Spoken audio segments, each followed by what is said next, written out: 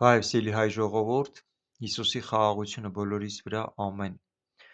Եթերը մեծ հայքի քարտեզի վրա պահելով եմ անում ու ուղերձը, որը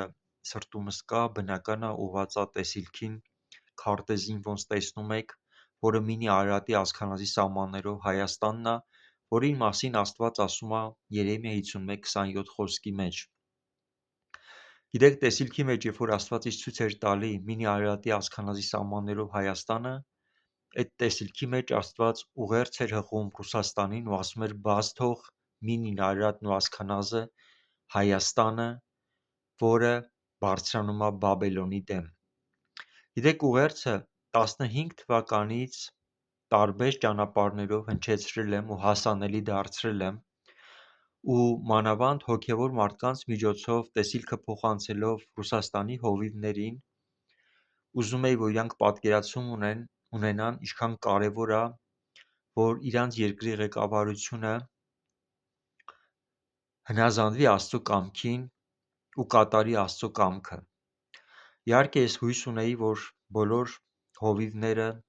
մարգարեները, որոնք ուղերձը լսում էին, իրանք կաղոթեն տեսիլքի համար, իրանք կկանգնեն Աստծո կամքի համար, որ իրանց երկիրը, որը Ռուսաստանն է, որպեսզի կատարի Աստծո կամքը։ Ցավոք սրտի դրան հակառակ մենք տեսանք Ռուսաստանի այլ դրսևորում, որը արտահայտվեց 2020 թվականի պատերազմով, որը տեղի ունեցավ Արցախում, Ռուսաստանի անմիջական հովանավորությամբ,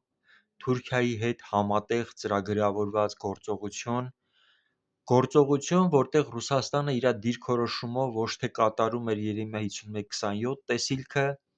այլ ճիշտ հակառակը Թուրքիայի հետ միաբան փորձում էին վերականգնեին նախկին ԽՍՀՄ-ի տարածքներով Ռուսաստանը,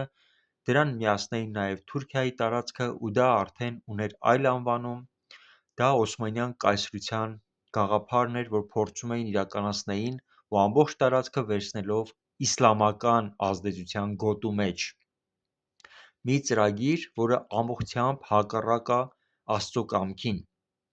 Ու այդ գործողությունների արդյունքում թվացյալ հաջողությունը Արցախում Ռուսաստանին էլ ավելի ոգևորեց, Ռուսաստանը շարժվեց ու իր հաղթարշավը փորձում էր ավարտին հասցնել նաև Ուկրաինայում, բայց քանի որ գործում էին Աստծո կամքին հակառակ, բնական է, Աստված թուլացրեց Ռուսաստանը ու խայտառակությամբ բերեց, իր հեղինակությունը փչացրեց ու մինչև այսօր Ռուսաստանը չի գրավել Ուկրաինան ու բնական է չի էլ գրավելու, որտեղ սատանայի ոչ մի ծրագիր Աստծո կամքի դեմ հաջողություն չի ունենալու։ Աստված ինքն է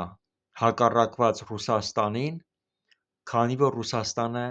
Աստծո կամքը կատարելու փոխարեն մինի Արարատի ազգանազի թագավորությունը ազատելու, բաց թողելու փոխարեն նախընտրում էր ավելի խորը գերություն ստեղծել ու ամբողջությամբ տարածքը վերցնել իսլամական գերության մեջ։ Գիտեք, ինչ որ հիմա կատարվում է Հայաստանում, Ջեդի Վեյսի այցը, որը Ամերիկան է ներկայացնում, սա պատասխանն է Աստծո Ռուսաստանին։ Սա նշանակում է Ռուսաստան, այլևս դու չունես որևէ իշխանություն այս տարածքում։ Սա քո պարտությունն է։ Դու տարածաշրջանից հեռանում ես ու փոխարեն գալիս է Ամերիկան։ Գիտեք, Աստված ուներ Ռուսաստանի համար ծրագիր։ Եթե Ռուսաստանը հնազանդվեր Աստծո կամքին, օրհնությունը կլիներ Ռուսաստանի վրա։ Բայց ամեն անհնազանդություն արժանանում է Աստծո արդար դատաստանին ու պատասխանին։ Կհիշեք, երբ որ Սավուխ թագավորին, որը նույնպես Աստված էր ընտրել, որի միջոցով ղեկավարում էր Իսրայելը, երբ որ Սավուղը անհնազանդ գտնվեց Աստծո խոսքին ու գնաց իր ցանկությունների հետևից, ինքը կորցրեց օծությունը, իշխանությունը, իր փոխարեն բարձրացավ Դավիթը։ Աստված անաչառ է։ Ամեն անհնազանդություն որդիների վրա գալիս է Տիրոջ դատաստանը։ Ու այն ինչ որ հիմա կատարվում է, սա Ռուսաստանի վերջնական դատաստանն է, մեր տարածաշրջանից իր հիմնահատակ հեռացումը, ամբողջովին Ռուսաստանը պարտություն կրած հեռանումա մեր տարածքից։ Մինի Արարատի ասքանազի թագավորությունը, որը պետք է Ռուսաստանը բաց թողեր հոժարությամբ, Աստծու կամքին հնազանդվելով, քանի որ չուզեց հնազանդվել, Աստված իրան պարտադրեց, թուլացրեց ու հիմա դուրս է շպրտում ուղղակի մեր տարածքից։ Ամերիկան զբաղեցնում է այն տեղը, որը պատկանում էր Ռուսաստանին։ Ու շատ կարևոր է, որ ամերիկացիները, որոնք գալիս են Աստծու կամքը կատարելու, իրոք հնազանդվեն ու կատարեն։ Չլինի թե Աստծու կամքը, Աստծու անունը շահարկեն, ասեն, բայց չանեն ինչ որ պետք է անեն։ Աստված նույնն է երեկ, այսօր եւ հավիտյան, ու Աստծո դատաստանը միշտ լինելու է անհնազանդության որդիների վրա։ Ես օրհնում եմ, որ Ամերիկան կատարի Աստծո կամքը, զինի ու պատրաստի Մինի Արարատն ու ասքանազը Բաբելոնի դեմ պայքարում ու չպարտադրի Հայաստանին լինելու մի բանի մեջ, որի մեջ Աստված չի ասե։ Ջեյդի Վենսը հայտարարեց, որ ինքը քրիստոնյա է ու կարևոր է իր համար, որ ինքը գտնվում է քրիստոնեական տարածքում։ Այս խոսքերը իրականում խոսքեր են, թե ունեն իրանց մեջ մեծ կշիռ,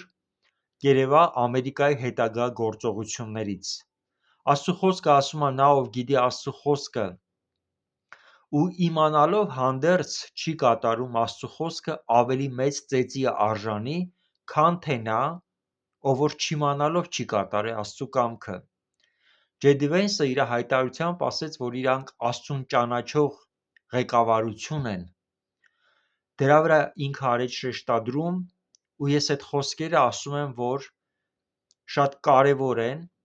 ու Աստված այդ խոսքերի համապատասխանել պահանջելու է։ Ու ես օրհնում եմ, որ Ջեյդի Վենսը, Տրամպը, ամերիկյան կառավարությունը իրանց հայտարարություններին հավատարիմ մնան, որպեսզի Տիրոջ օրհնությունը լինի իրանց վրա ու իրանք հաստատվեն տարածաշրջանում։ Հակառակ դեպքում Աստված անաչառ է, Աստծու դատաստանը գալիս է բոլոր անհնազանդության որդիների վրա։ Եթե ինչ-որ մեկը չի ցանկանում Աստծու կամքը կատարել, իրան Աստված հեռացնում է։ Ու այդպես կշարունակվի ամեն մեկի հետ, ով որ կփորձի հակառակվել Աստծու կամքին։ Ես օրհնում եմ, որ Տիրոջ զորությունը լինի Ամերիկայի վրա, որ իրանք հնազանդորեն կատարեն Աստծու կամքը, մեծ հայքի սահմաններով Հայաստանը կյանքի կոչեն ու ամբողջությամբ այս տարածքի վրա զինելով, պատրաստելով այս տարածքը բարձրացնեն Քրիստոսին ճանաչողության մեջ, որպեսզի մեծ հայքի սահմաններով Հայաստանն էլ իր կողմից վարի պատերազմը Բաբելոնի դեմ ունենա փառավոր հաղթանակ Աստծու կամքի համաձայն։